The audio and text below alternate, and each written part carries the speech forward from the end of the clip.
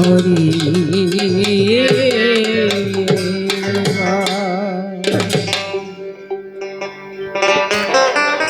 আপনারা জানেন ঈশ্বরীয় সত্তাকে, ভাগবতীয় সত্তাকে কখনো জ্ঞানের দ্বারায়, বিজ্ঞানের দ্বারায় উপলব্ধি করা যায় না।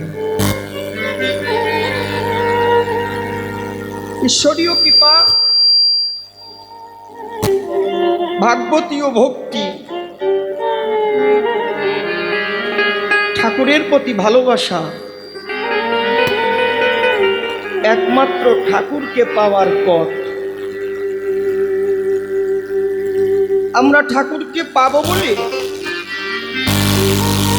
বিভিন্ন ভক্ত বলে বিভিন্ন মত পথ আশ্রয় করি, সেই পথে আমরা নিজেকে উৎসর্গ করে দিই। কিন্তু সেই পথে চলতে চলতে যদি কখনো অহংকারের বশবর্তী হয়ে আমি আমার পথ থেকে লক্ষ্যভ্রষ্ট হয়ে সরে যাই, তখন কোনো জ্ঞান, কোনো বিজ্ঞান, কোনো অহংকার আমাকে আমার ঠাকুরের সান্নিধ্যে নিয়ে যেতে পারে না। ঠিক বলছি তো? ঠাকুরকে পেতে গেলে, তাকে বুঝতে গেলে শুধু লাগি হচ্ছে ভক্তি, প্রেম। আর ঠাকুরের জন্য দুঃখটা চোখের জল। তাই ভাবুক কবি, প্রেমিক কবি, কবি গানের বুলবুলি পাগল বিজয় সরকার, তিনি গানের মাধ্যমে কি বললেন? হা হা হা হা, তোমার নামে দুনয়নে মোর অশ্রু ঝরে যে,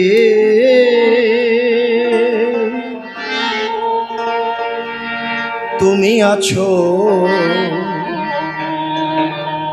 দয়াল আমার বড় প্রমাণ সে। জয় জয় হরি গুরু গোপাল চাঁদ প্রেমানন্দে হরি বল হরি। তুমি আছো দয়াল আমার বড় প্রমাণ সে, তোমার নয়নে মোর অশ্রু ঝরে যে, তুমি আছো দয়াল আমার বড় প্রমাণ সে।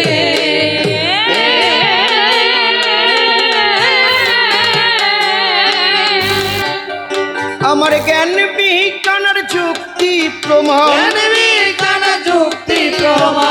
জ্ঞান বিজ্ঞানের যুক্তি প্রমাণ কোনো কিছুর দরকার নেই।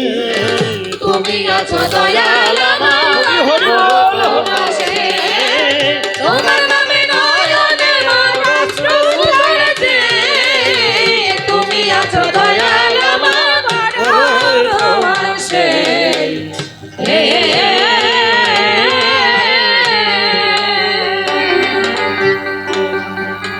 তুমি যখন দাঁড়াও এসে আমার মনের দুয়ারে, হৃদয় আমার ভরে ওঠে মধুর জোয়ারে।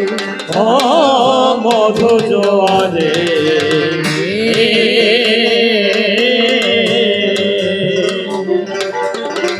তুমি যখন দাঁড়াও এসে আমার মনের দুয়ারে,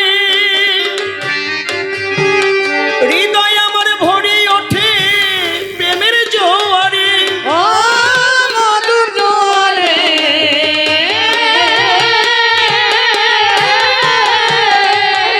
আমার অন্তর বাহির দুধারে, অন্তর বাহির দুধারে, অন্তর বাহির দুধারে, অন্তর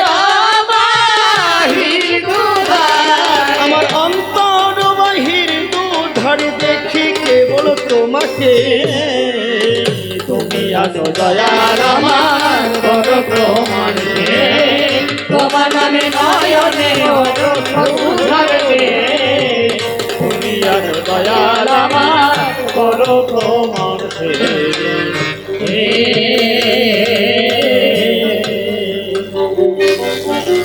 দাও না ধরা যাও না দূরে তুমি আমাকে রেখে লুকায়ে লুকায়ে হাসো আড়ালে থেকে আড়ালে থেকে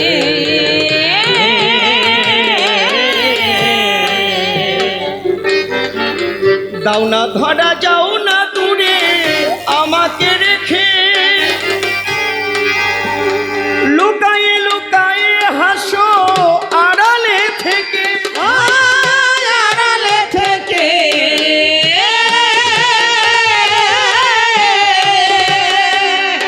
আমি তোমার লীলা খেলা দেখে তোমার লীলা খেলা দেখে তোমার লীলা খেলা দেখে মন প্রাণের স্বাদ মিটে তুমি আছো দয়াল আমার বড় প্রমাণ সে তোমার নামে নয়নে ঝরবে তুমি আছো দয়াল আমার বড় প্রমাণ সে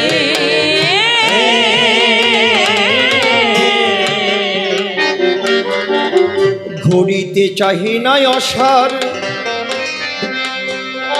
এই সংসারের পিছু আমি তোমার চরণ তলে মাথা রাখিব নিচু দয়াল রাখিব নিচু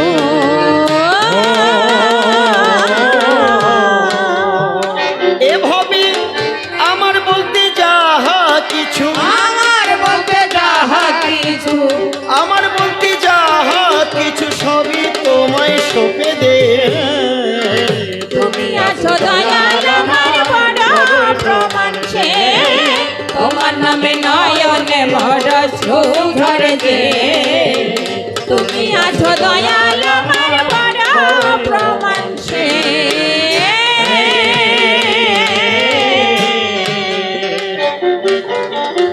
কত লোকের ভালোবাসায় আমি পেলাম জীবনে জীবন তো জুড়ায় না দয়াল তোমা বিহনে দয়াল তোমা বিহনে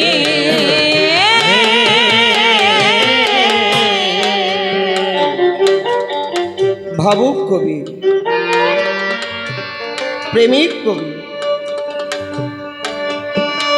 পাগল বিজয় সরকার কি গাইলেন? কত লোকের ভালোবাসা জীবনে পেয়েছি, কিন্তু কেন জানি না দয়াময়, তোমাকে ছাড়া, তোমার কৃপা ছাড়া আমার এই তাপিত অঙ্গ শীতল হয় না। এই জগৎ সংসারের ভালোবাসা কতক্ষণ ওমা, এই সংসারকে আমরা দিতে পারি যতক্ষণ, কিন্তু এমন একজন আছে যাকে কিছু না দিলে সে তার দেওয়া থেকে কখনো আমাদের বঞ্চিত করে না। এই যে মতুয়ার বাজারে হাজার হাজার সাধু গোসাই পাগল ঘুরে বেড়ায়, আচ্ছা বলুন দেখি, এই সাধু গোসাই পাগলে যারা হরিনামের হুঙ্কার দিয়ে তারা ঠাকুরের কাছ থেকে কিছু পাওয়ার আশা করে নাকি? করে? করে না। কি বলে, আমায় বাসো কি বা না বাসো ভালো, তাতে দুঃখ নাই, আমি তোমাকে বাসিব ভালো হরি, এই ভিক্ষা চাই। একটা ঘটনা শোনেন, আমার বাস্তব জীবনের কাহিনী। আমার বাড়ি বেথুয়াটা হল, আমার বেথরহরি এলাকায় বাস স্ট্যান্ড বানগড়িয়া, গ্রামের নাম হচ্ছে পুরাতন ভোলাডাঙ্গা। ওই ব্যক্তি এখনো বেঁচে আছে। নামটা কি? সুশান্ত মালাকার। আচ্ছা, মালাকারের কাজ করে। বাংলাদেশ থেকে ওনার পূর্বপুরুষ এই মতুয়া মত আদর্শের সঙ্গে যুক্ত বা ভক্ত। এই দেশে এসে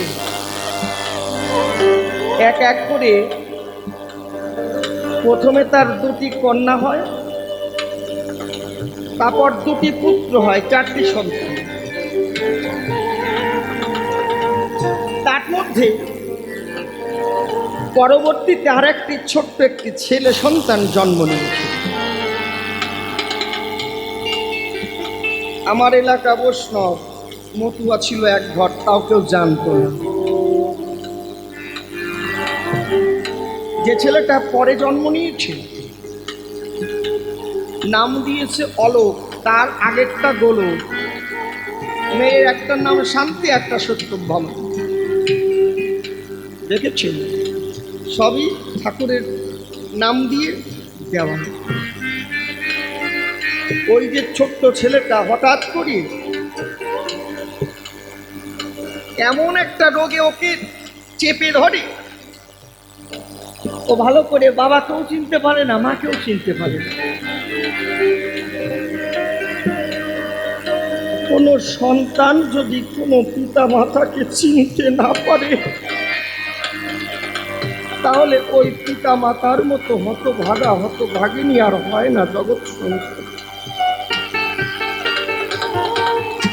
ঘরের সিংহাসনে শান্তিহরির বিগ্রহ রয়েছে। কি করেছে জানে? চোখের জলে স্বামী স্ত্রী ঠাকুরের কাছে যায়, বড় জোরে গিয়ে তখন প্রার্থনা জানায়। শোনো ঠাকুর শোনো, তুমি শোনো দিয়া মন, অকালে হইবে কি আমার সন্তানের মরণ।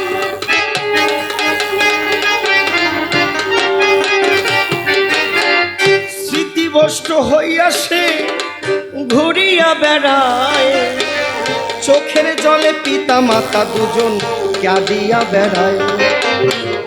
বড় জোরে ঠাকুরের কাছে প্রার্থনা যে করে, অবিরত ধারায় তাদের দুটি নয়ন বাড়ি ঝরে। হঠাৎ করে ঠাকুর দেখো জানাইল তাই, সাধু গুরু গোসাইদের আনা বটে চাই।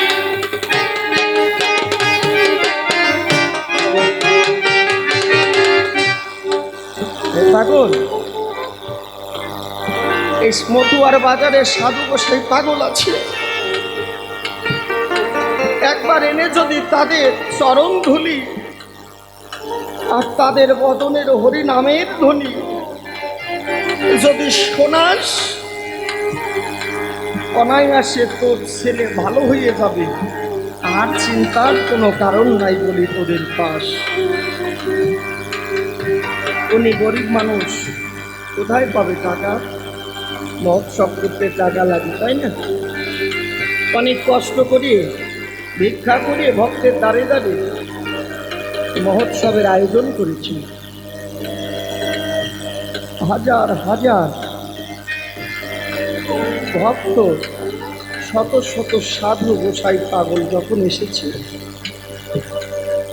ওই যে মায়ের সন্তান, মা কি করেছে? পরনে যে শাড়িটা, ওই একটা শাড়ি ছিল তার পরার মতো, আর বাদ বাকি যা রয়েছে ওগুলো আর লোক সমাজে পরার মতো নেই। উনি চিন্তা করছেন কি, সাধুদের চরণ ধুতি নিতে গেলে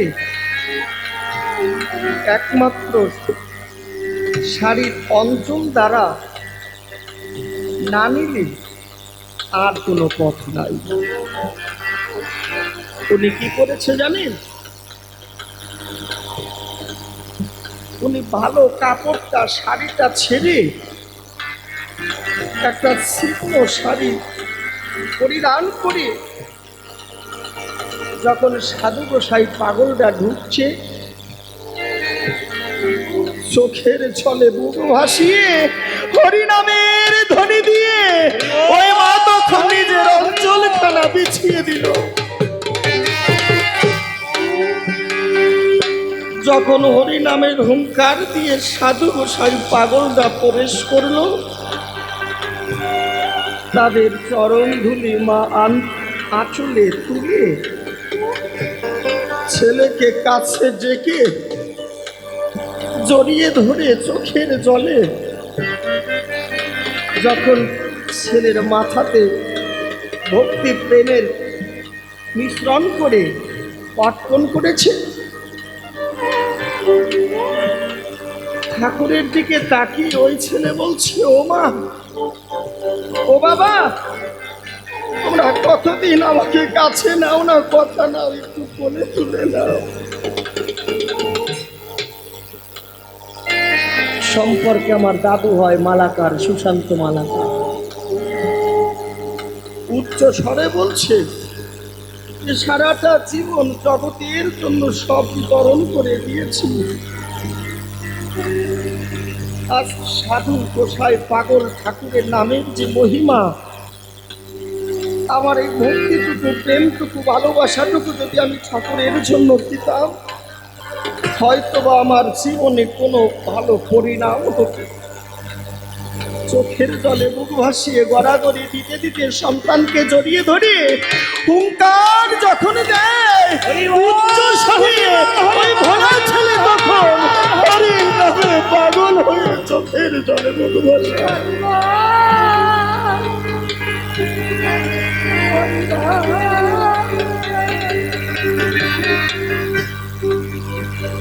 দেখেছেন আমার সাধু গোসাই পাগল করেছিল, কিন্তু জীবনে আমরা কি করি? এই কামনা বাসনার জগতে নিজেকে জর্জরিত করি।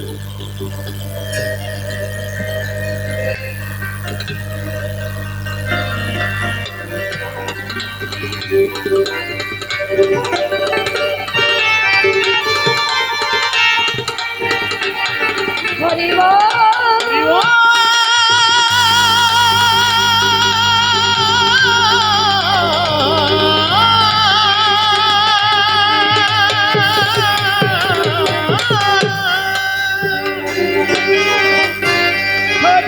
হরি হরি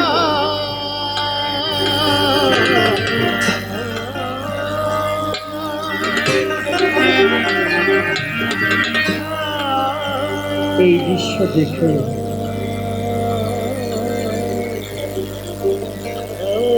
এক চাষি মনে মনে ভাবছে, আমি যদি একটু ভক্তর সঙ্গে যেতে পারতাম, আমার জীবনটা নষ্ট হয়েছে। অন্তর্যামী সাধু গোসাই পাগলটা ওই জমির পাশ দিয়ে হরিনামে হুঙ্কার করতে করতে হেঁটে যায়। চাষিকে বলছে, ও ভাই চাষি, বলি তব পাশাপাশি চল একসঙ্গে আমরা একটু হরিনামে যাই। চাষি মনে মনে ভাবে, একা কেন যাব? ওকে সাক্ষী রেখে যাকে বিবাহ করেছি, যাকে জীবনে সুখে দুঃখে পাশে পেয়েছি, তাকে সাথে নিয়ে আমি হরিনামে যাব। কিন্তু খুব দুর্ভিক্ষ, একটা ভালো শাড়ি। স্বামী বলছে স্ত্রীর কাছে, কি গো, চলো না একটু ভক্ত সঙ্গ করে আসি। স্বামীকে স্ত্রী বলছে, না গো, সাধুর বাজারে যাব, আমার ভালো একটা কাপড় নেই। স্বামী বলছে, যাও না, ওই দক্ষিণ পাড়ায় তোমার বান্ধবী আছে, অনেক ধনী, তার কাছে গিয়ে একটা কাপড় ঢাকিয়ে নিয়ে আসো। আমি কথা মতো কাপড় ধার নিতে গেছি বাল্য বান্ধবীর কাছে, ধমক দিয়ে বকে তাড়িয়ে দিয়েছে। যা, আমার যেটা সব থেকে কম দামি শাড়ি তোর কাছে প্রকাশ করি, তার বাজার মূল্য কত জানিস? নিম্নতম 2000। এই কথা শুনে চোখের জলে বুক ভাসিয়ে চলে যাচ্ছে। এমন সময় বান্ধবীর বাড়িতে একটা কাজের নেই, দেখতে পাচ্ছে তার মালকিনীর বান্ধবী কাপড় না পেয়ে চোখের জলে পুড়ে যায়। বলছে, ও দিদি শোনো। কে ডাকে? দেখছে কাজের নেই। বলো বোন। বলছে, তোমার বান্ধবী তো তোমাকে কাপড় দিল না। বললো, আমি যদি কাপড় দিই তুমি নেবে? ও বোন, কেন নেবো না? তুমি নিয়ে এসো। উনি বিচরণ পাগলের ভক্ত। ঘরের মধ্যে একটা সিংহাসনে বিচরণ পাগলের বিগ্রহ। ঘরে গিয়ে বিচরণ পাগলের কাছে প্রণাম করে বলছে, পাগল, আমি এই বাড়ি কাজ করে গত বছর দুর্গা পুজোতেই শাকটা পেয়েছি। মনে মনে ভেবেছি কাপড়টা করে আমি ভক্তের কাছে যাব, কিন্তু আমি তো আর পারলাম না। আজকে এই মা ভক্ত সঙ্গে যাবে, কাপড়টা আমি তুলে দেব। মা তো একটু কাপড়টা পরে ভক্ত সঙ্গে পাবে। কাপড় নিয়ে কাজের মেয়ে তখন আগিয়াও গেল, সেই কাপড়টি বান্ধবীর কাছে তুলিয়া যে দিল। মন দুঃখে বান্ধবী যে কাপড় নিয়ে যায়, আনন্দের সীমা বাবায় থাকে না ধরায়।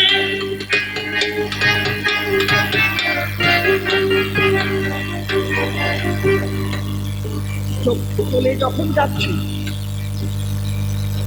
কাজের মেয়ে বলছে, দাঁড়াও, যে কাপড়টা আমি তোমায় দিলাম, কাপড়টা নিয়ে চলে যাচ্ছ, আমায় কিছু দেবে না?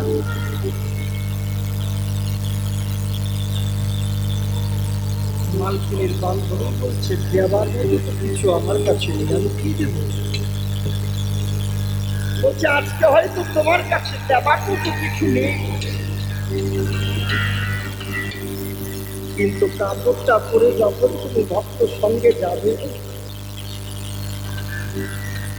যখন হরিনামের হুঙ্কারে মতুয়ার গোসাই পাগল বিচরণ পাগলের ভক্ত যারা হরিনামে মাতাম দেবে, তখন তুমি কাপড়ের আঁচলখানা ভক্তদের পায়ের কাছে পেতে দিও।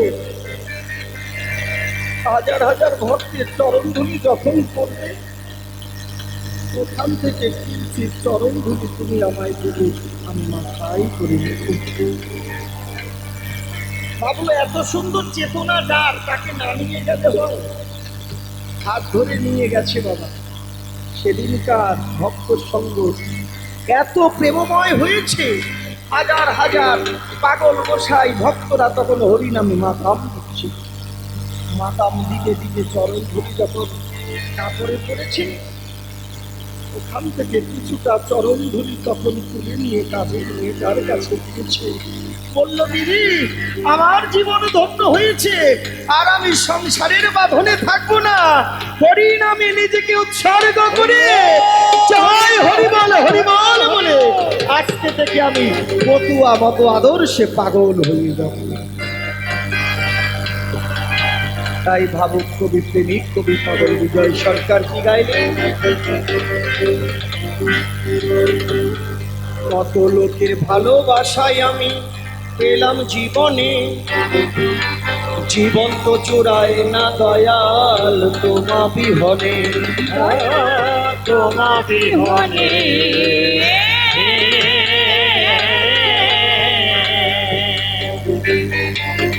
কত লোকের ভালোবাসায় আমি পেলাম জীবনে, জীবন তো জোড়ায় না দয়াল তোমার বিহনে। তোমারই হরে হরি হরি হরি বল। তোমার নাম লয়ে বসি বিজনে, নাম লয়ে বসি জনে, নাম লয়ে বসি বিজনে, নাম লয়ে বসি বিজনে। তোমার নাম লয়ে বসি বিজনে, বিজয়ের বাসনায় তুমি আছো দয়াল আমার বড় প্রমাণ সে, তোমার নামে নয়নে মর সুধর দে। তুমি আছো দয়াল আমার বড় প্রমাণ সে।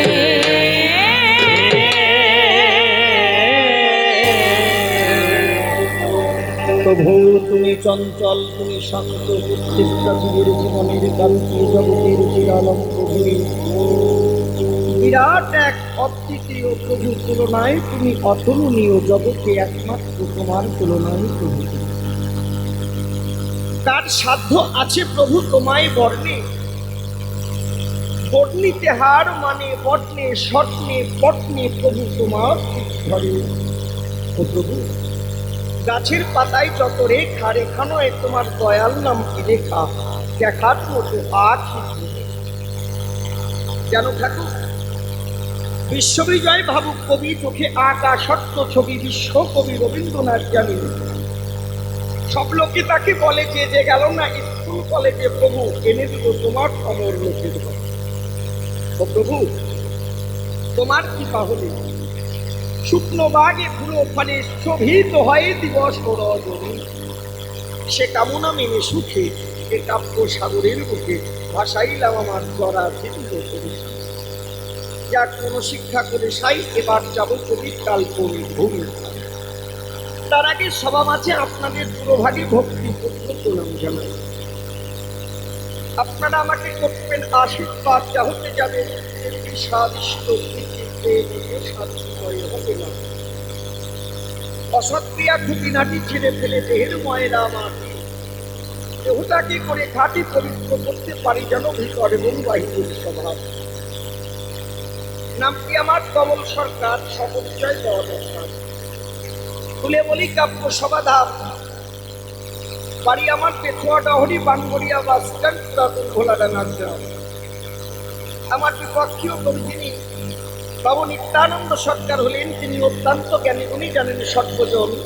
দাঁড়িয়ে অক্তকার আসরে আস্বাদন করবেন নারী নরে গোসাইয়ের পদ নখরে ভক্তি পূর্ণ প্রণাম আমি করিলাম অক্ষর।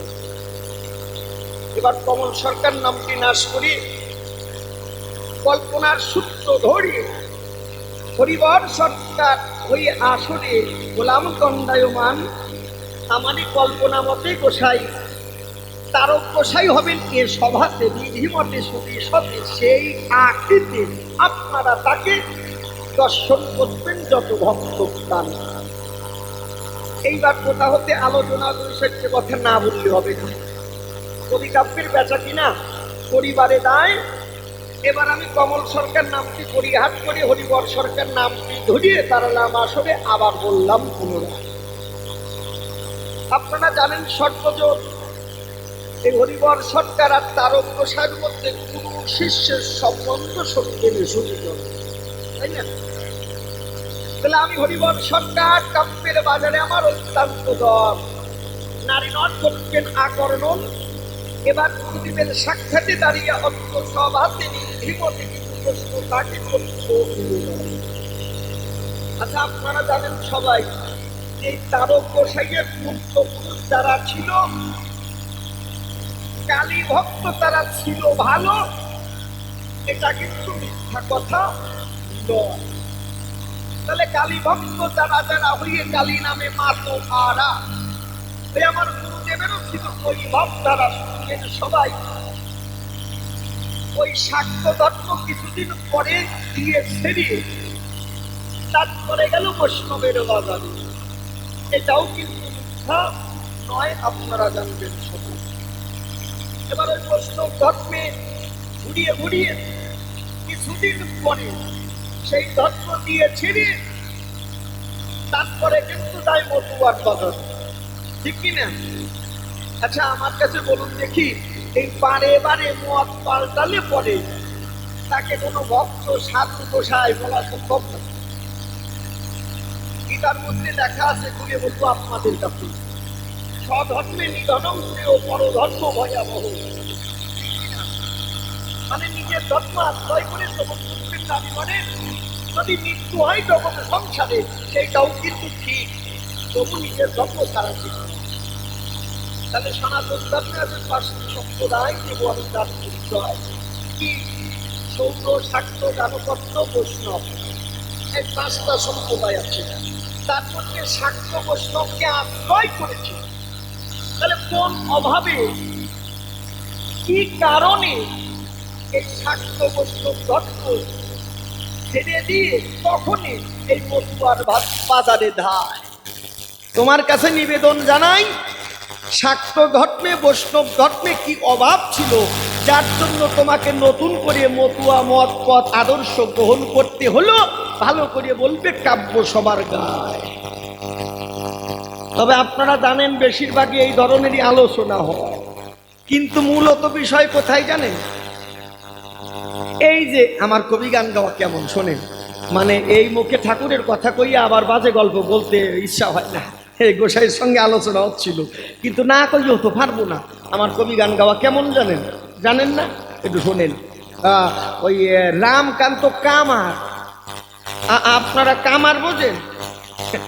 কামার বোঝেন না? ওই লোহা পুড়াইয়ে পিটাইয়ে তাতাইয়ে উনুনের মধ্যে ঢুকাইয়ে বাড়ি দিয়ে ওই শক্ত লোহারে নরম করিয়ে তারা অস্ত্র দায় করিয়ে এই জগতে সংসারে তাদের কামার কয়। তা ওই কামারের কর্ম করে। এখন ওই কামারের বউ ঘরে বসে চিন্তা করে কি, যে কতদিন বাবার বাড়ি যাই না। মনে আমার আসে, বাবু এইবার স্বামী অনুমতি দিক বা না দিক, আমি বাবার বাড়ি যাব। এবার চৈত্রি মাসের দিনে 12টা বাজে গেছে। ওই রামকান্ত দোকানে যাইয়ে লোহা পিটাইয়ে বুড়াইয়ে তাতাইয়ে অস্ত্রপাতি করতেছে। এবার বউ মনে মনে ভাবতেছে যে এইবার স্বামী যদি আসে, স্বামীরে পটাইয়ে ভোট ফুলাইয়ে অনুমতি নিয়ে তারপর বাবার বাড়ি যাব। স্বামী ঢুকে পড়ছে, এমন সময় কামারের বউ আসলটা আগাইয়ে 1 গ্লাস ঠান্ডা জল নিয়ে ওই স্বামীর দাবি গেছে। কারণ স্বামীতে ঠিক পাইছে, মানে কামারে ঠিক পাইছে যে কি ব্যাপার, বিয়ে করলাম 35 বছর, সেই যে বাসর ঘরে ভালোবাসছিল তারপরে তার একদিনও বাসে নাই, তাহলে আজকে কেন এরকম ভালোবাসা দেখাল? তাহলে নিশ্চয়ই কোনো ব্যাপার আছে। কামার ঠিক পাইছে যে মতলব ভালো না, টাউনে কুছ কালা হয়। এখন কামার বসে বউ যাইয়ে আসল দিয়ে গা মুছছে, ঠান্ডা জল বলছে স্বামী খাও। যেই স্বামী খাইছে পাত্তারে বসে মানে পা টিপতেছে।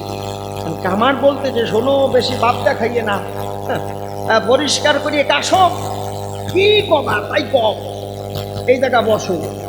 কামারের বউ বলছে শোনো, বাবার বাড়ি কবে গেছি তার মনে নাই, ওই পঞ্জিকায় দাগাইয়ে থুইছি, ওই পঞ্জিকা কোন জায়গা উঠিয়ে গেছে তা ঠিক নাই, তুমি বোঝো না আমি বাবার বাড়ি যাবো। কামার কইছে তা ওটা ভালোভাবে বলবি তো, এটা অত ফাটে ফাটে বৃষ্টি আছে। এই কথা বলার পরে কামার মনে মনে চিন্তা করে, আচ্ছা বাবার বাড়ি তো যাবা, কথা নেবা, তা আমি কয়দিন থাকবা? বলছে বেশি দিন না, ওই সপ্তাহখানিক থাকবো। বেশ, আমি সপ্তাহখানিক কি খাবো? তাই তোমার চিন্তা নাই, ধান সিদ্ধ করিয়ে শুকাইয়ে ঢেকিতে বাড়াইয়ে ভাঙাইয়ে ঝাড়িয়ে ঝুড়িয়ে চালটা কলসির মধ্যে ভরিয়ে তুমি শুধু উনানে সরাইয়ে ও একটু সিদ্ধ করিয়ে খাবা। আর সবজি মাল মশলা তরি তরকারি যা আছে সব ঝুড়ি ভর্তি আছে। দেখিস 1 সপ্তাহ বেশি যেন না হয় না, বেশি হবে না, 1 সপ্তাহ খাদ্যবস্তু তৈরি করা দেরি হবে না। এখন দুধ করিয়ে থইছে, কামার বসে রয়েছে, বউ বাবার বাড়ি গেছে। এখন 1 দিন যায়, 2 দিন যায়, 3 দিন যায়, 4 দিন যায়, 5, 6, 7 দিন হয়ে গেছে, 8 দিনে পড়েছে, বোর ছাতা আসে না। ওই 7 দিনের ওই খাদ্যদ্রব্য টানিয়ে টুনিয়ে 8 দিন চালাইছে। আমার কাছে বলুন দেখি ওই 8 দিনের বেশি ছাতা যায় নাকি? 8 দিন রাত চলিয়ে গেছে, 9 দিনে ভরিয়ে গেছে, বোর ছাতা আসে না। আমার ভাবতেছে কেরম হইছে, এবার আমি কি করবো? খাইয়ে ঢুকিয়ে যা ছিল সব রান্না করে খাইয়ে শেষ করিয়ে হচ্ছে। এইবার 10 দিনের দিন দোকানে যাবে, খাবার কিছু খালি পেটে দোকানে গেছে, এখন কাজ করতেছে আর পেটের মধ্যে 8-10টা সূত্র লাগিয়ে এরকম ব্যায়াম করতেছে। এইবার বিপদ তো সাংঘাতিক হয়ে গেছে। কামারের আর গায়ে বল নাই, খালি পেটে বল হয়। কি করে উপায়? হঠাৎ করে চোখে দেখতে পায় যে এক বৈরাগী এই বড় রাম কত্তাল নিয়ে মোটা মোটা মালা, ললাটে তিলক কাটা, জয় রাধে রাধে কই লম্বা টান দেয়। রামকান্ত দেখিছে, কয়ে তো বৈরাগীরে দিয়ে কাজ সারতে হবে তো। বৈরাগী 4-5 পাড়া ভিক্ষে করিয়ে ঝোলা পেরায় ভরিয়ে গেছে, 2-4 মণ চাল হইয়ে গেছে, আলু সবজি দিয়ে আসলা ঝোলা ভরিয়ে গেছে। এখন ওই রামকান্তের দোকানের সামনে দিয়ে যাচ্ছে, এমন সময় রামকান্ত ওই যে চৈত্র মাসে কাজ করতেছে গরমে, ঘাম মুছতে মুছতে গামছা দিয়ে একবারে মধা মধা গন্ধ হয়ে গেছে সাদা। ওটা গলায় জড়াইয়ে ওই বৈরাগীর চরণে পড়িয়ে বলছে, বাবা আমি এই বৈষ্ণব সেবা বৈরাগী সেবা না দিয়ে কখনো একটু জলও খাই না। গোসাই চিন্তা করে 4-5 পাড়া ভিক্ষে করেছি, কত কষ্ট হয়েছে অন্তরে, তা এই রকম তো ভক্তি পাই নাই। তার রামকান্তরে জড়াই ধরে বলছে, বাবা তোর মতো ভক্ত দেখি নাই, কথা নিবি, কি করতে হবে তুই শুধু আমারে কবি। কি বাবা বিশেষ কিছু করতে হবে না, কথা নেন, আমার সঙ্গে আমার বাড়ি যান, আমার বাড়িতে রান্না ঠান্না হবে, আপনি রান্নার পরে ভোগ লাগাইয়ে প্রসাদ পাবেন আর আমারে মহাপ্রসাদ দেবেন। আর খালি আসলা দোলার দিকে তাকায়, তাকে ভুলিয়ে আর ডোমা ডোমা হইয়ে গেছে। বৈরাগীদের নিয়ে তো রামকান্ত বাড়ি গেছে। বাড়ি যাইয়ে এখন বৈষ্ণব শাস্ত্রের নিয়ম আছে, এই হাতের তালুতে তেল দেয়, ওই তেল ব্রহ্ম তালুতে ঠেকালি পরে ঠান্না করি আর ঘরে যায় না, বৈষ্ণবদের একটা নিয়ম আছে। এখন বৈরাগী পুকুরে স্নান করতে গেছে, আর রামকান্ত ওই বৈরাগী ঝোলার মধ্যে যত চাল ডাল আলু তরকারি চিচিনকে ঝিঙে উস্কে পটল মূল্য যা যা ছিল ওই দান সিদ্ধ করে আরেতি বসাইয়ে আগুন ধরাইয়ে লাভ ডাব বসাই দিয়েছি। মানে ওদিন খাবে আরো 2-4 দিন যাবে। এখন বৈরাগী চান ঠান করে বলছে, বৈরাগীর সামনে বড় বাবরের থালা ঢুকিয়ে ওই লাভটা চাপাইতে দিচ্ছে। এখন বৈষ্ণব খাইতে আবার নিয়ম আছে, সেবার উঠবে ওই গঙ্গা জল দিয়ে আচমন করতে হয়। কোনো মতে গঙ্গা জল ফুরাইয়ে গেলে ওই জলের মধ্যে ওই 7টা নদীর আহ্বান করাইয়ে ওই তখন 7 নদী বসাইয়ে ওটারে গঙ্গা জল করাইয়ে নেয়, আছে না? তা এখন ওই প্রসাদ দেশে উনি আচমন করতেছে, ওম তদবিষ্ণু পরমপদাং সদা পশ্যন্তি সূরয় দেবীব চক্ষুরাততম পাপহং পাপকর্মাহং পাপ আত্মা পাপ সম্ভবা তাহিমাং পুণ্ডরিকাক্ষং সবাজ্যভ্যন্তরণ সূচি নম সূচি নম সূচি নম সূচি সুস্তি খানিক সুচিয়ে ফেলাইছে।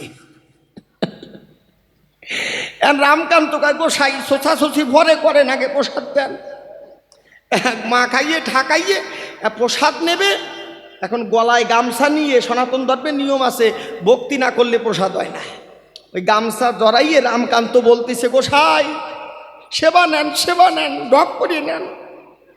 সাধন জানি না, ভজন জানি না, ঠাকুরটা নাম ধুয়ে গেছে, রামকান্ত কামার।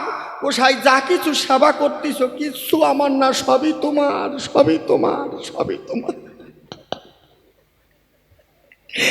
গোসাই কয়, বাবা রামকান্ত তোর কত ভক্তি বাবা। কয়, গোসাই কথা মনে রাখো, পরে ভেজাল বাদাইও না।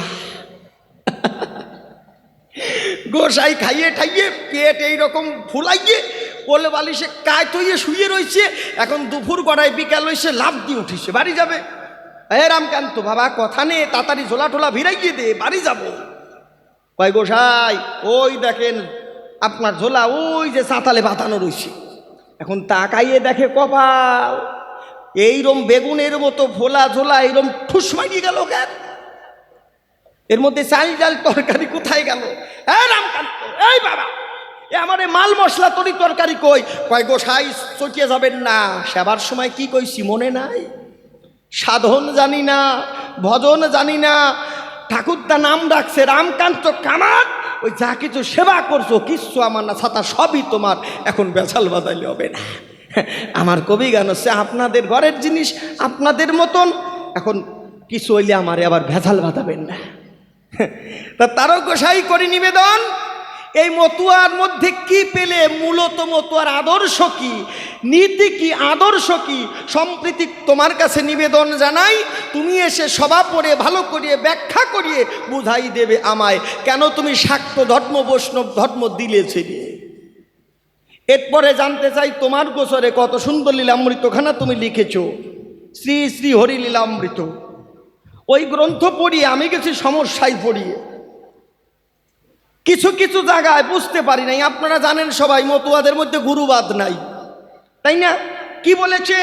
মতুয়াদের এক গুরু, ভিন্ন গুরু নাই, সেই গুরু হলো আমার ক্ষীরোদেরও সাই, মানে হরিচাঁদ ঠাকুর হচ্ছে এক গুরু, তাছাড়া আর ভিন্ন গুরু টুরু নাই। তাহলে এই যে মতুয়ার বাজারে এত গুরু দেখা যায় জগত সংসারে, কথা নাও ভালো করে ব্যাখ্যা দাও। এই মতুয়ার বাজারে এত গুরু কেন? এই গুরুকরণ, গুরু বিধি, গুরু নীতি, এই গুরুর দ্বারায় এই মতুয়া মত আদর্শে কি বা কল্যাণ সাধ্য সাধিত হয়। আমরা জানি বৈষ্ণবদের ভিতরে বিভিন্ন গুরু ঘেরাফেরা করে, এদের নিয়ম আছে, কারণ মহাপ্রভু বলেছে তাই, আশ্রয় করিয়া ভজে তারে কৃষ্ণ নাহিতা যে বাকি জীব মরে অকারণ। এইটা বৈষ্ণব সাহিত্যে পাওয়া যায়। তাহলে আমি হরিবর সরকার হইয়ে সত্য কথা যাব কইয়ে আপনারা আমার সাথে চলবেন দিয়ে করি নিবেদন। তাহলে এক গুরু হরিচাঁদকে ওভারটেক করিয়ে আমি যাচ্ছি আলোচনা করিয়ে এই গুরু জগতে কি কল্যাণ করে তুমি ব্যাখ্যা করিয়ে বোঝাবে, তাই এই তোমার কাছে আমি দ্বিতীয় নিবেদন সভা পরে করিয়ে যাই। আর একটা কথা কি জানেন? এ দেখেন, গুরুচাঁদ ঠাকুরকে মতুয়া সমাজে সব উপাধি দিয়ে থুইছে, কোনোটা বাদ হই নাই। আমরা ইতিহাসে কি দেখতে পাই? জাতির জনককে আপনারা জানেন, কিন্তু জাতির জনককে মহাত্মা গান্ধী, তাই না? ইতিহাসে পাই জাতির জনক মহাত্মা গান্ধী, কথা মিথ্যা নয়। তাহলে এই মতুয়ার বাজারে গুরুচাঁদ ঠাকুরকে দেখবেন মতুয়ারা কি বলে চরাচরে? জাতির জনক বলে না, কেউ বলে শিক্ষাবিদ, কেউ বলে রাজর্ষি গুরুচাঁদ, আর কে কি বলে? পতিত পাবন। কথা নাও, এই একটা ব্যক্তিকে, গুরুচাঁদ ঠাকুরকে, এই মতুয়ার বাজারে বিভিন্ন শিক্ষিত ভদ্র ভক্ত গোসাই পাগল সাধু সন্ত সবাই এক একজন এক এক নামে ডাকে কেন? এইখানটাতে করি নিবেদন, তুমি ভালো করিয়ে ব্যাখ্যা করিয়ে ঘুচাবে আমার মনের সংশয়, যেন উত্তর হয় আমার মনের মতন। তাহলে এক একজন এক এক রকম ডাকে কেন? ইতিপূর্বে কোনো ভগবান, কোনো অবতার কাউকে এত নামে ডাকা হয় নাই। তাহলে মতুয়ার বাজারে এক গুরুচাঁদ ঠাকুরকে কত কিছু কয়, জাতির জনক, রাজসী, পতিত পাবন, মুক্তি বারিধি, শিক্ষাদাতা। তাহলে গুরুচাঁদ ঠাকুর এই মতুয়া সমাজে, মতুয়ার মানব দর্শনে, কল্যাণে, শিক্ষার জগতে, সমাজের উন্নয়নে কি কি করেছে আমি বলি তোমার কাছে ভালো করে ব্যাখ্যা করে বুঝাবে আমায়। এই গুরুচাঁদ ঠাকুরের প্রত্যেকটা দর্শন পাই টু পাই তোমার কাছে আমি শুনতে চাই। আর জানেন কি কয়? কয় মতুয়াদের নাকি কোনো সাধন ভজন নাই। আছে না? মতুয়াদের কোনো সাধন ভজন নাই। এ কি? মতুয়াদের ভক্তি অকামনা, তন্ত্র মন্ত্র লাগে না, এরা করে ব্রজ উপাসনা। তাহলে মতুয়াদের ভক্তি অকামনা, তন্ত্র মন্ত্র নাই, এরা মতুয়া মতে ঢুকিয়ে কেমন করে ব্রজ উপাসনা করে? এই কথাটা কেমন হয়ে যায় না? তাহলে মতুয়া এইটা কি কোনো ধর্ম? এটা কি কোনো সম্প্রদায়? না এটা কোনো মত? কেউ কয় মতুয়া মত, কেউ কয় মতুয়া পথ, কেউ কয় মতুয়া ধর্ম, কেউ কয় মতুয়া দর্শন, কেউ কয় মতুয়া সম্প্রদায়। তাহলে একটা বস্তুকে, আমি বস্তু দিয়ে বোঝাচ্ছি, এত রকমের বলে জগতে কেন পরিচয় পায়? আর এর মধ্যে তন্ত্রমন্ত্র লাগে না, এটা ব্রজ উপাসনা করে। আবার কি বলছে, লয়ে নিজ নারী ব্রহ্মচারী সচ্চরিত্র রবে, হাতে কাম মুখে নাম সদা সত্য কবে, পরপতি পরশতী কবুনা স্পর্শিবে, তোমায় ডাকতে হবে না স্বয়ং হরি এসে তোমারে ডাকিবে। এইটা আবার কেমন? নারী নিয়ে ব্রহ্মচর্য পালন করা। তাহলে এই নারী নিয়ে ব্রহ্মচর্য কেমন করিয়ে পালন করা যায় একটু ভালো করিয়ে দেবে তার পরিচয় তোমার কাছে নিবেদন জানাই, ভালো করিয়ে ব্যাখ্যা করিয়ে সবাই এসে তুমি বোঝাই দেবে আমায়। আচ্ছা আমার কাছে বলুন দেখি, এই নারী নিয়ে ব্রহ্মচর্য পালন করা যায় নাকি? যায়।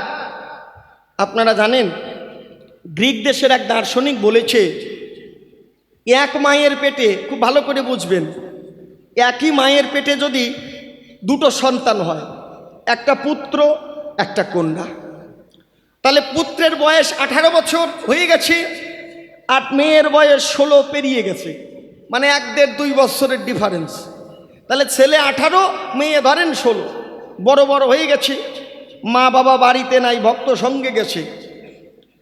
গ্রিক দেশের দার্শনিক বললেন যে ওই মা বাবার উচিত না যে 18 বছরের ছেলে আর 16 বছরের মেয়েকে যতই একই মায়ের পেটের ভাই বোন হোক ওই এক ঘরের মধ্যে রাখা যাবে না, আলাদা রাখতে হবে। কেন জানেন?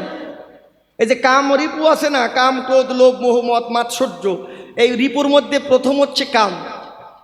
এই কামের উদ্দীপনা এমন, যদি একবার মস্তিষ্কে স্নায়ুতন্ত্রের ভিতর দিয়ে একদম জাগা মতো খোঁচা দেয়, তখন ওই দাদা ভুলিয়ে যায় যে আমরা একই মায়ের পেটে জন্মগ্রহণ করেছি, ভাই বোন বলে জানে জগতের গায়ে, ভুলে যায়। তখন ওই দাদা কি করবে, ওই কামের খোঁচা খাবে আর দেখবেন ওই নিজের মায়ের পেটের বোনকে খারাপ মাইন্ডে নেবে না, ধর্ষণ করবে।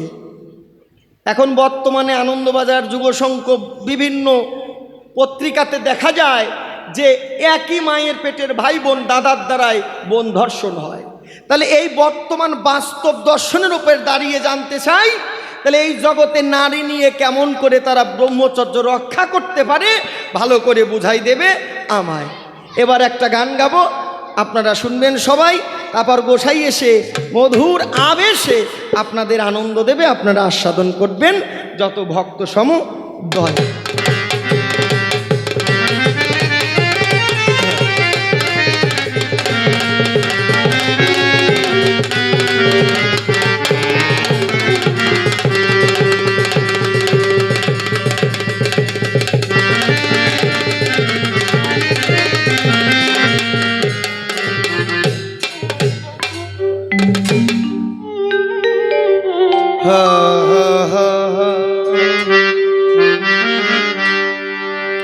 হরি বল, হরি বল, হরি বল, হরি বল।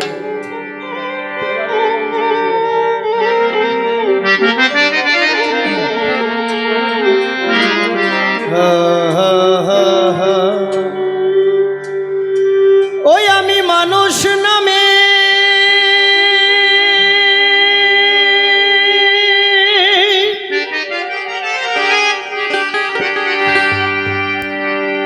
আমি মানুষ নামের মুখোশ পরে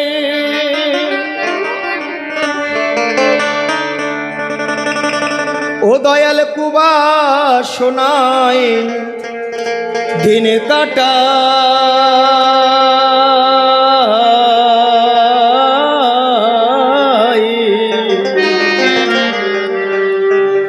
আমি এবার মরে মানুষ হব,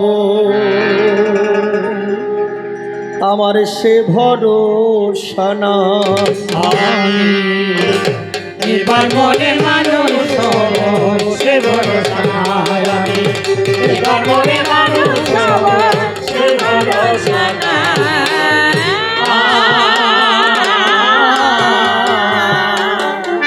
আমি মানুষ নামের মুখোশ পরে, মানুষ নামে মুখোশ পরে, মানুষ নামের মুখোশ পরে কুবাসনায় দিন কাটাই, এবার মনে মানুষ হব, সে ভরসা নাই। আমি এবার মনে মানুষ হব, সে ভরসা নাই।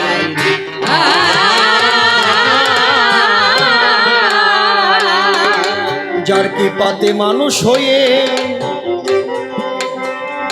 আমি এলাম দুনিয়ায়, আমার তার ভজনে হয় না রতি ভুলিয়া মায়ায়। দয়াল ভুলিয়া মায়ায়।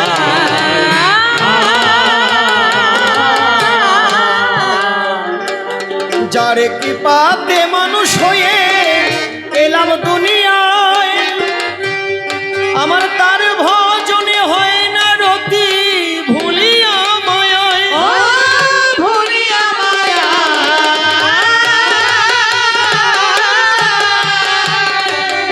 আমার সৎসঙ্গে নাই সৎ ব্যবহার, অসৎ কর্মে আহারে বিহার।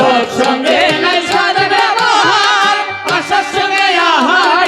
আমার বদ্ধ রইল ভক্তির দুয়ার, বন্ধ রইল ভক্তির দুয়ার। বন্ধ রইল ভক্তির দুয়ার, মুক্তির সন্ধান কোথা পাই? এবার মনে মানুষ সহজ, সে ভরসা নাই। এবার মনে মানুষ সহজ, সে ভরসা নাই।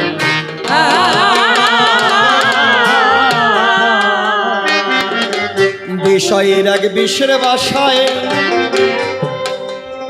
আমার বিষাক্ত এমন, কুচিন্তা কুকর্মের বসে সতত মগন। ও সতত মগন।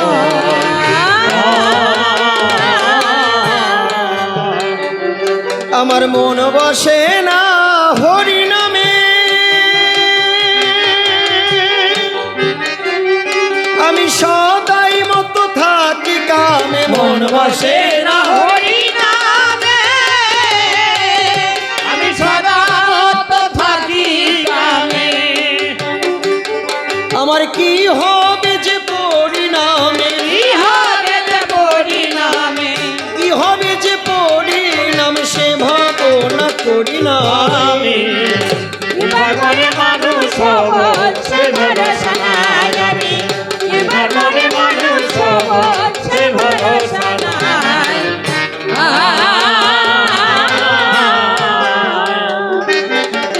মুখে আমার মিষ্টি কথা আর অন্তর ভরা বিষ, এ কথা কেউ না জানে, জানে আমার প্রাণের জগদীশ। ও প্রাণের জগদী,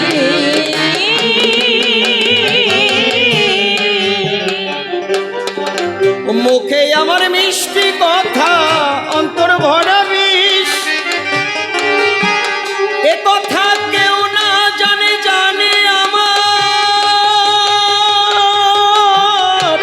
প্রাণের জগদীশ। ও প্রাণের জগদী।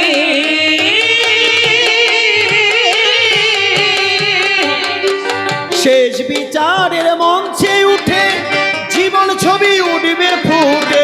বিচারের মঞ্চে উঠে জীবন ছবি উঠবে ফুটে। অধম অসীম বলে কর পুটে, অসীম বলে কর পুটে। অসীম বলে কর পুটে, সাধুর কাছে ক্ষমা চাই।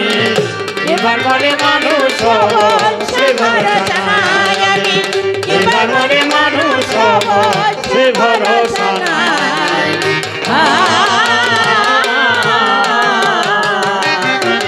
কল্পনাতে হরিবর আমি কবি কল্পনায়, বিপক্ষেতে আছে আমার তারক গোসাই। তাহার ধারে কিছু প্রশ্ন করে গেলাম দান, বসে বসে শুনলেন যতই আছেন ভক্ত প্রাণ।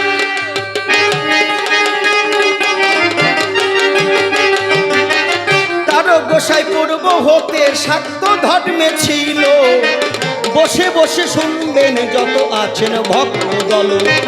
ধর্ম দিয়ে ছেড়ে দিয়ে শুনবেন সর্বজন, বৈষ্ণব ধর্ম সে জন করেছে গ্রহণ। কিছুদিন ঘুরে ঘুরে সে তারপরে যায়, মতুয়া ধর্মে সে যেন মাতোয়ারা হয়ে যায়।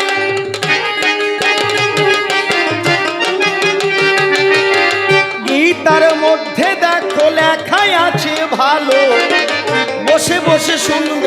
যত আছেন ভক্ত দল, নিজের ধর্মে মরণ ভালো শুনবেন দিয়া মন, তথাপি অন্য ধর্ম না করবে গ্রহণ। প্রাণ যদি যায় বাবা ধর্ম একটা হবে, সত্য কথা বলবো কাব্য সবাই দেবে, তাহলে কি বা অভাব ছিল করিবে বর্ণনা, বসে বসে শুনবে যত আছে সুবিজনা। হরিচাঁদ নতুন বটে কি বা নিয়ে গেল, ভালো করে সবাই এসে ব্যাখ্যা করে বলো।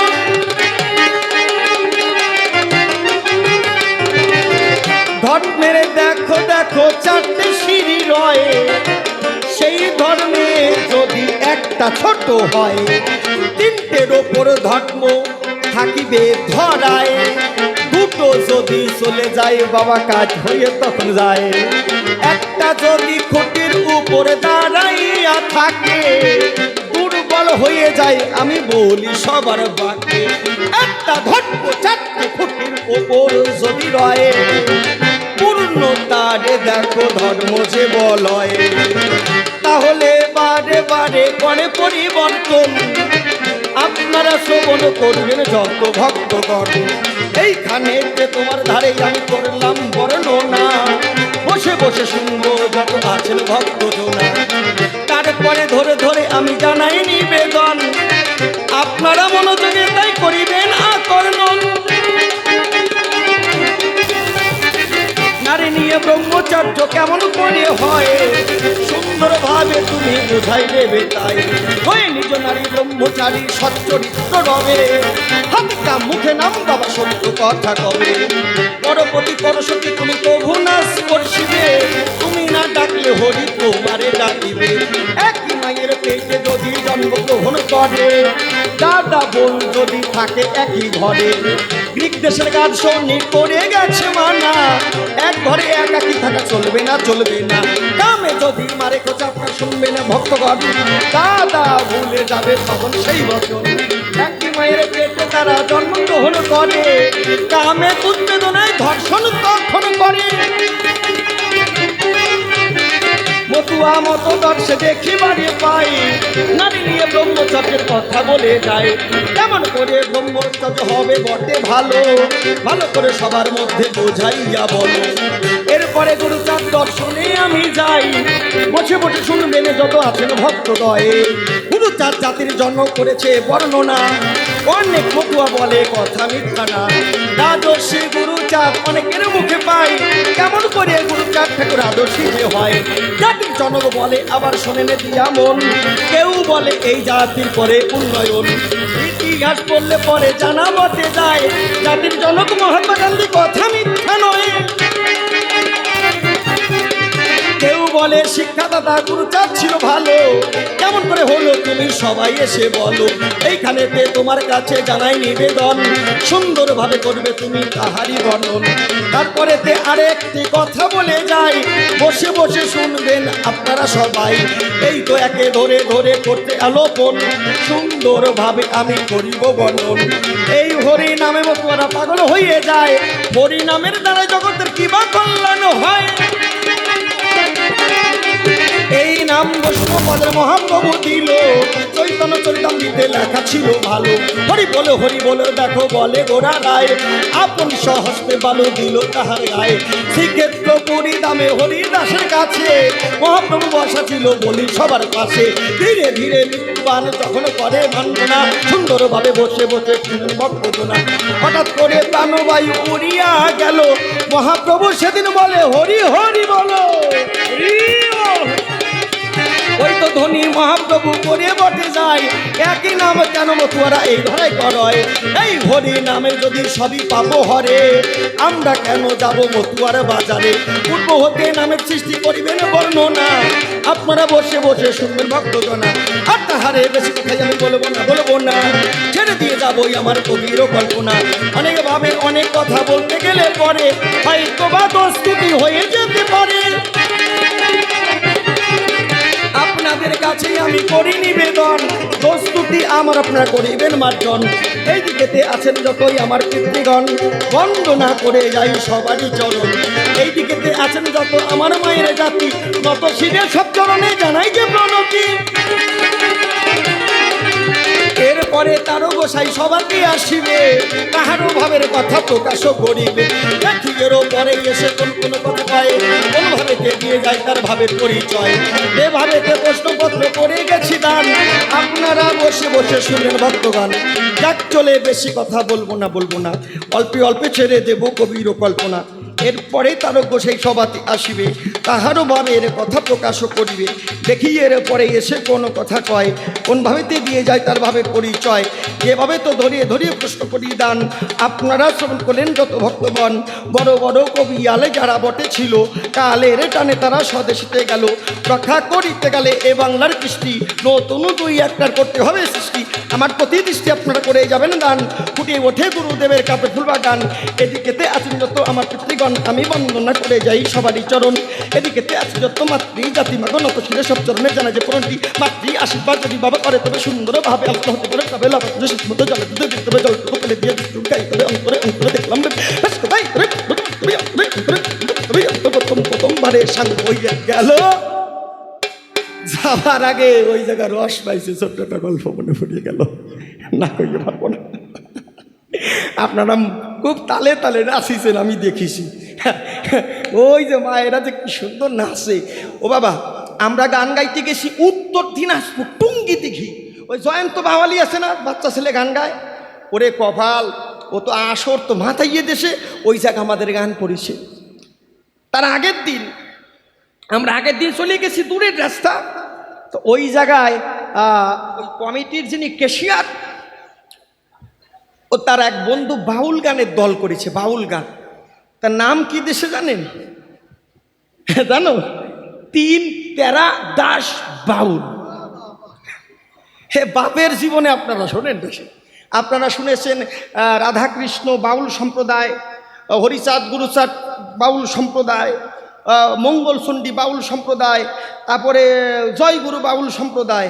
তা 3 টেরা দাস বাউল বোনাই আপনারা শোনেন নাই কোনো জায়গায়।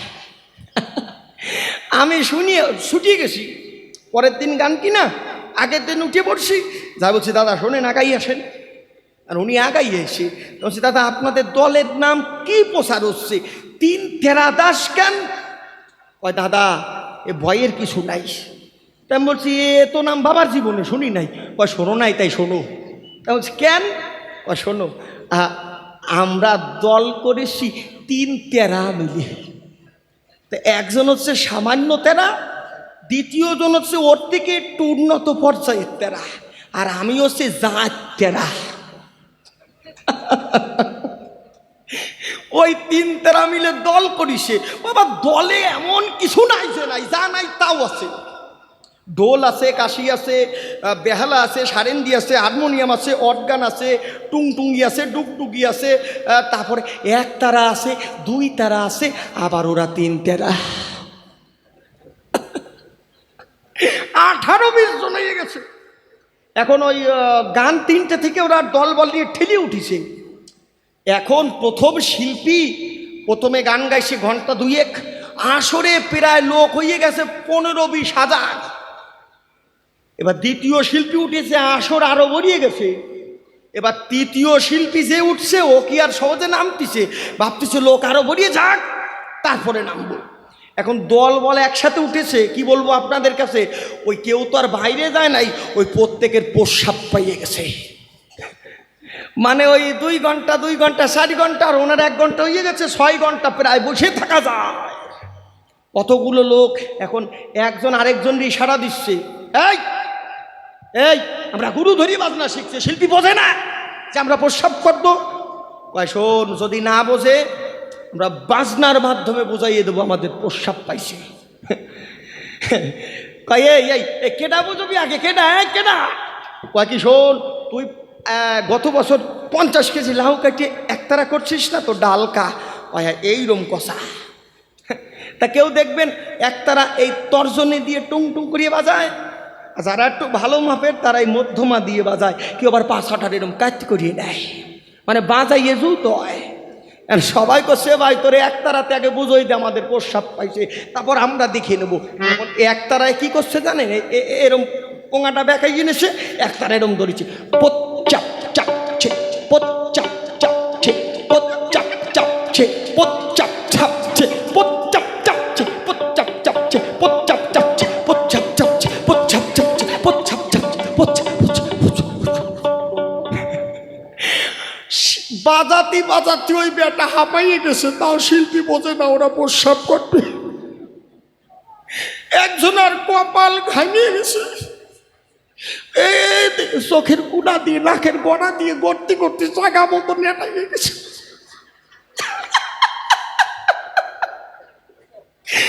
এখন একদম তো জাগিয়ে দেবে। এখন বেহালা যে বাজায়, সারিন্দি বাজায়, ওরা চিন্তা করছে কোনো প্রকারে যদি ঝাঁকিয়ে দেয় তাই তো বেকাইতে হবে। বেহালায় বাজাচ্ছে কি জানেন, পারিস তো চিপি ধর, পারিস তো চিপি ধর, পারিস তো চিপি ধর।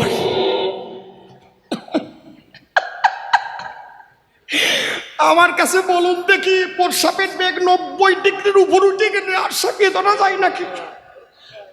তাও আবার সুগারে বেগ দিছে একজন, আর হাঁপাইয়ে গেছে, স্ট্রোক করবে।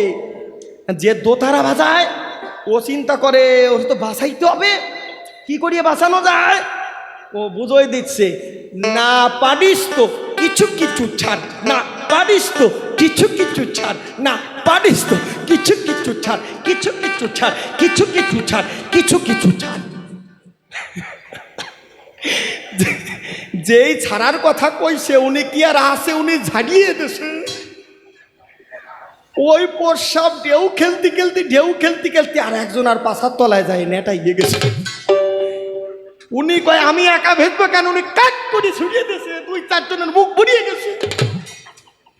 এখন ঢুলিয়ালা চিন্তা করে সর্বনাশ, বিছনা খাতা তো নষ্ট হইছে, ঢোলে বাজাচ্ছে, বিছনা কাঁথা নষ্ট হবে, বিছনা কাঁথা নষ্ট হবে, গানেরও বায়না বাদ পড়িবে, গানেরও বায়না বাদ পড়িবে, বাদ পড়িবে, বাদ পড়িবে, বাদ পড়িবে। এখন শিল্পী চিন্তা করে তাই বায়না মারি গেলে দল পেমেন্ট হবে কোন কাদায়, কয় ভাই আমি আর গাবো না, নামেই যাচ্ছি, তোরা প্রস্রাব করিয়া করে তবে আর বেশি কথা বলবো না, ছেড়ে দিয়ে যাব আমার কবির কল্পনা। অনেকভাবে অনেক কথা বলতে গেলে পরে হয়তো বাতস্তুতি হয়ে যেতে পারে। এদিকেতে আছেন যত মাতৃগণ, বন্দনা করে যাই সবার চরণ, এদিকেতে আছেন যত পিতৃগণ, চরণ ধুলি আমার করিবেন অর্পণ। আর তাহলে বেশি কথা কেন বলতে চাই, তবে অল্প অল্পে তোমার শেষ করতে চাই। এইখানেতে প্রথমবারে ভাবসাঙ্গ করি, একবার যার যার মাতা পিতা প্রেমানন্দে ভক্তবৃন্দে বলুন হরি বল।